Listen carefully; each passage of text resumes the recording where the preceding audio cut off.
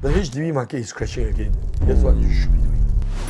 Many of you may have seen this article that shows that HDB loan limit tightened to 75% to cool the resale market, and there's a lot of conversation out there, will the price drop, will the price go up and whatnot, but naturally most people will think that because of this the prices will drop, and that's the reason why I'm doing this video today, because using this context, what would I be doing as a buyer and a seller? For example, if I own an HDB flat, what I will be doing, or if I'm a buyer looking to enter the HDB resale market, what should you be looking out for? So how this video is going to be done is, number one, I'm going to go through the TLDR version of this article in 30 to 60 seconds. Next, I'll be sharing with you what history has taught us using facts and figures during similar occurrences whereby the government reduced the loan to value. Last but not least, what I will do if I'm a buyer and a seller looking to take action in the next coming months. But before I go into the TLDR version of this article, if you appreciate open sharing like this, do me a favor by liking this video, because I'm still having a sore throat by shooting this video for you. Thank you so much. And coming to the TLDR version, because this is not something that is unforeseen, because in the last few months, so many $1 million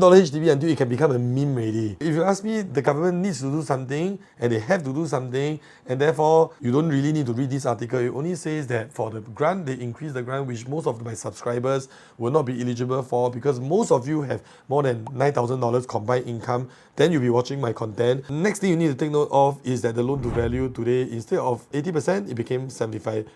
And that's all you need to know. So if you ask me for my POV on this cooling measure, I would think that this is not the first time. It's not going to be very drastic, but in the next segment, we will tell you what history has taught us. But before we get there, right, the algorithm told me that only 22% of you are subscribed to this channel, which proves me right. So if you have not already subscribed to this channel, please do so right now. Thank you so much. Now, when we track back to the more relevant era, or in other words, when the government actually decreased the loan to value, look back at quarter 4 2021, where the government actually reduced the loan to value from 90% to 85%. Look at the pricing. Did the pricing go down? No, it actually continued to track up. Next, if you look at quarter 3 2022, again reduced the loan to value to 80%. That means another 5% down. Look at the pricing. The price continued to go up. So looking at this, what do you think history has taught us? Did the market crash because the down payment increased? Or did the property price continue to go up because the economy of Singapore is still going steadily? Let me know inside the comments. So to sum things up, what history has taught us is that property prices for HDB didn't crash because of heightened loan to value. What the government is trying to do is to maintain a more sustainable HDB resale price market so that everybody has a chance to come in to buy. The price won't grow so fast, but eventually will still grow along with the economy. And by doing so, right, means everybody will be paying lesser installment with a lower loan to value, and we are more resilient to any economic changes in moving ahead. Now, what should you be doing if you are a buyer and a seller? I always like to fall back to my 3 golden principles, which is number 1, always start saving and invest early. Secondly, constantly increase your asset net worth by upgrading as soon as you can. Last but not least, always try to have a 20% buffer as much as you can in order to tide through difficult times. Using this principle, what should you be doing as a buyer? I would say that you shouldn't be delaying your plans because there is an indication that the government is trying to cool the market, because the market will eventually move, because buying property is always time sensitive, and each year you actually wait, you may also risk another cooling measure, plus your MSR will continue to drop as we age. But just be mindful, do not overpay. As long as you're buying in at about last transacted price, or pay a slight premium of maybe 20 to 30k for a more renovated unit,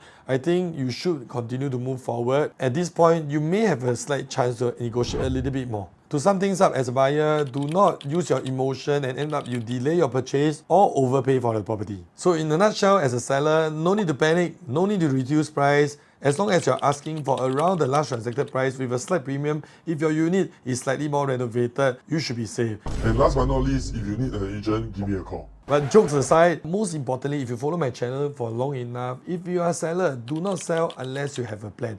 Because cash is trash, and for property prices, it will still eventually go up over time. Now, when we talk about a plan, let me give you a plan. Today, if you look back, ever since 2013, because of the MSR, you see property prices, HDB market go down by 11.6%, and only until COVID, there are huge delays in the constructions of HDB BTO flats. It caused the HDB resale to surge 45% over like 3 years period of time, and I call this a COVID premium. And falling back onto my fundamentals, my 3 golden principle is always to constantly upgrade and increase your asset net worth. And by using this 45% jump in terms of pricing, does it make sense for you to increase your asset net worth. Then you'll be telling me like, Hey Marcus, so if I sell high, I also buy high. but bro, look at this. Today, if you look at the disparity between the condo and the HDB, yes, the HDB prices has gone up, but the gap between the condo and the HDB is constantly pulling away. And if you like it or not, you'll still continue to be like this over a sustained period of time. So does it make sense for you to use this profit to buy a private property to hedge yourself against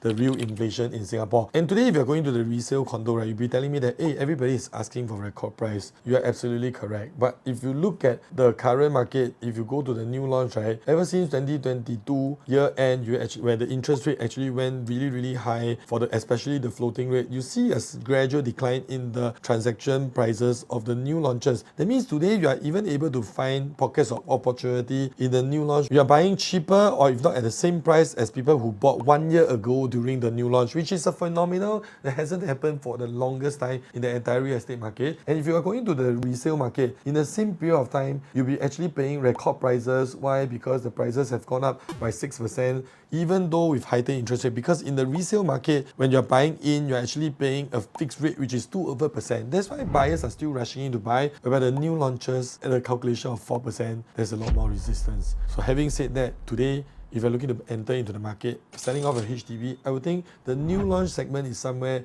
that you will be able to find opportunities for good buys. And having said that, I'm not saying that every new launch is a good buy. You still need to fall back to the fundamentals of a good property. Now, because this video is getting too long, there's no way I'm able to share with you what are the good projects out there that you can consider. So if you wish to get my consult about the upcoming launches and also the current post-launch properties that you can also consider, this is my number. Happy to share with you more over Zoom. And with that, thanks for watching to the end. As usual, like, comment, subscribe, turn on notification bell because we post weekly real estate videos like this, and I'll see you at the next one. Bye.